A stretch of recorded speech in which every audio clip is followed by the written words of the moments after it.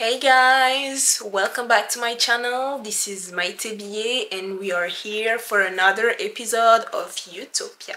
En tout temps, j'ai ma dopamine. J'espère que vous allez tous bien, que vous passez une bonne journée, une bonne soirée, peu importe l'heure à laquelle vous me regardez. Donc aujourd'hui on se retrouve dans cette nouvelle vidéo où je vais vraiment vous donner des petits conseils de vie. En gros des petites choses qu'il ne faut pas faire, des petites habitudes à un petit peu éradiquer de sa vie pour pouvoir vraiment vivre une bonne vie, on va dire ça comme ça. Donc, le premier conseil, c'est ne vous asseyez pas en compagnie des moqueurs, comme nous le dit le psaume 1. En vrai, ne soyez pas le genre de personne qui est tout le temps en train de critiquer les autres, tout le temps en train de rabaisser les autres pour pouvoir vous sentir mieux.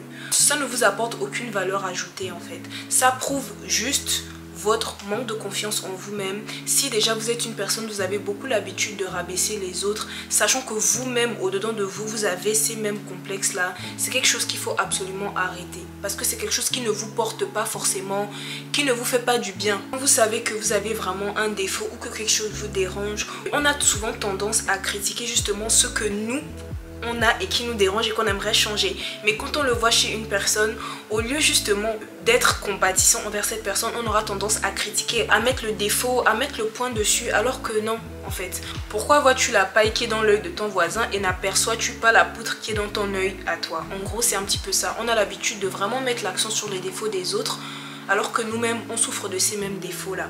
Donc le conseil que je vous donne à partir de ce moment-là, c'est d'apprendre à être véridique avec vous-même. Genre, quand vous avez un défaut, quand vous savez que quelque chose vous porte préjudice et que ça vous empêche vraiment d'avancer, d'évoluer, travaillez sur la chose en fait.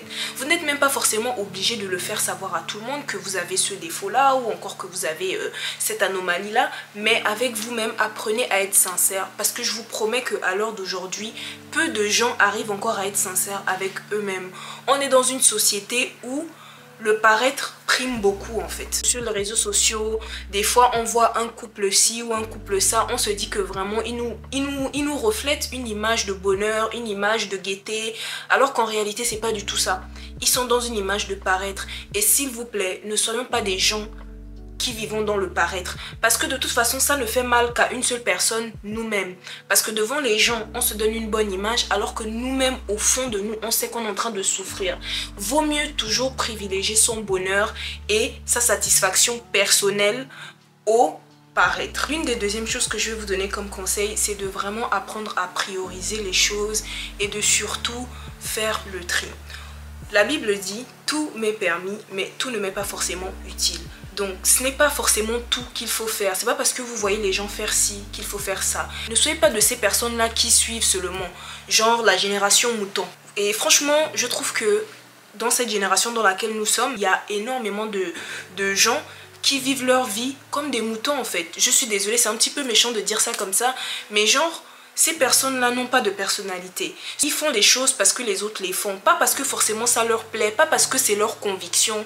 Pas parce qu'ils sont vraiment d'accord avec cette chose-là. Mais ils le font uniquement parce que les autres le font.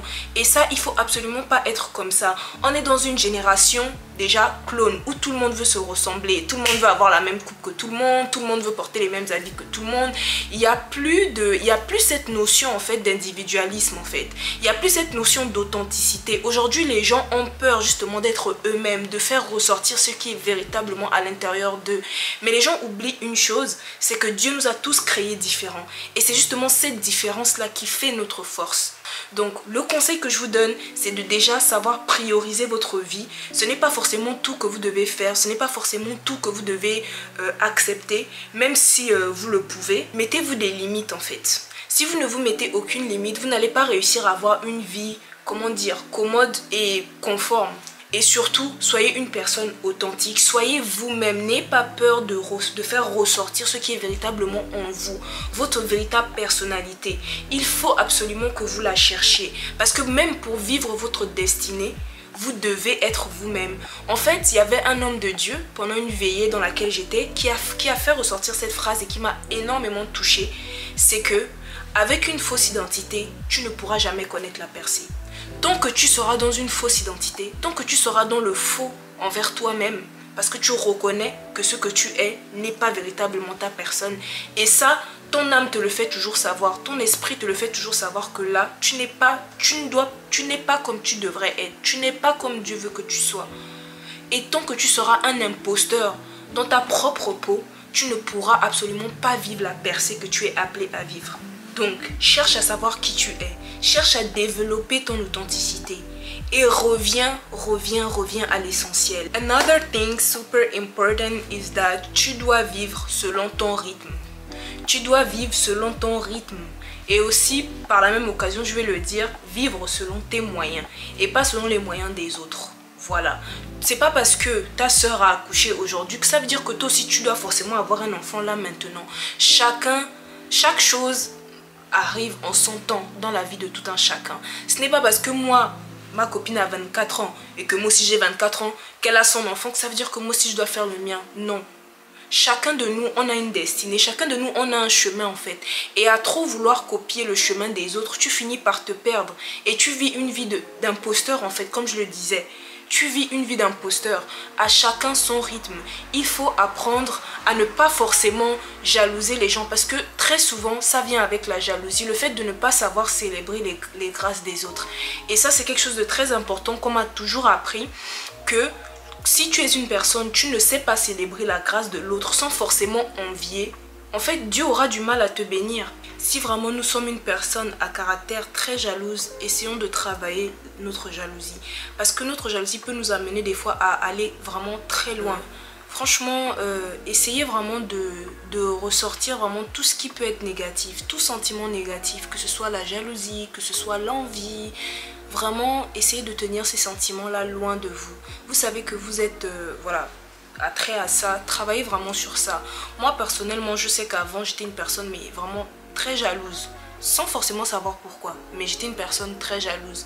Mais ce qui m'a vraiment sauvée, c'est parce que, je sais pas, j'ai toujours eu ce truc d'honnêteté envers moi-même. Parce que je me suis toujours dit que, ok, aux autres je peux leur mentir, mais à moi-même ça sert vraiment à rien que je me mente. Et c'est comme ça que j'ai commencé à travailler dessus, j'ai vraiment commencé à... Et la prière m'a aussi beaucoup aidé parce que c'est quelque chose que je mettais vraiment beaucoup en prière. Donc je vous invite aussi à faire ça. Quand vous savez que vous avez un trait de caractère qui n'est pas à votre avantage, vraiment mettez ça en prière. Demandez à Dieu de vous aider à éliminer ce trait de caractère qui va vous empêcher d'avoir beaucoup de bénédictions, beaucoup d'ouverture de portes en fait. Quelque chose comme par exemple la jalousie, l'orgueil, c'est vraiment quelque chose de très mauvais. L'envie, tout le temps envier les gens. Tu ne peux pas vivre ta vie en étant tout le temps dans l'envie. C'est-à-dire que le fait d'être dans l'envie tout le temps, ça va toi-même t'empêcher, t'aveugler et tu ne pourras pas voir... En fait, tu n'auras même pas l'opportunité de voir toutes les bonnes choses qui sont en toi et toutes les bonnes choses que toi tu peux offrir aux gens. Mais tu seras toujours focalisé sur ce que l'autre a, toujours focalisé sur ce que l'autre fait.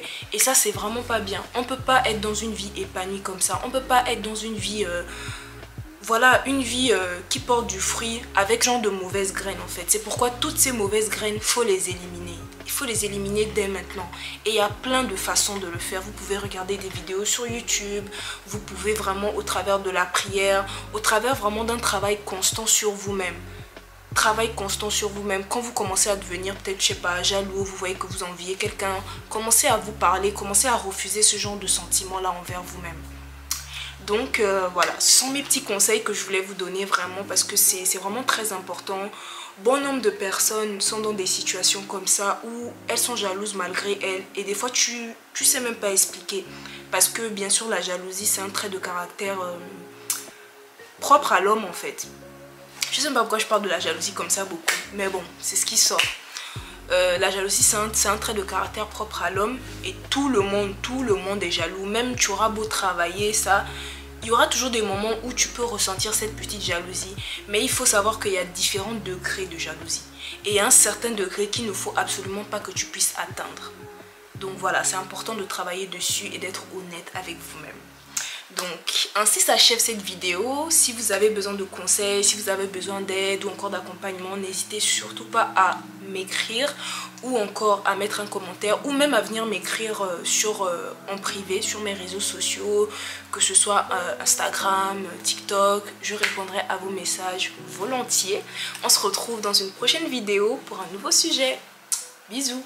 En tout temps, j'ai ma dopamine. Son amour est doux comme nougat.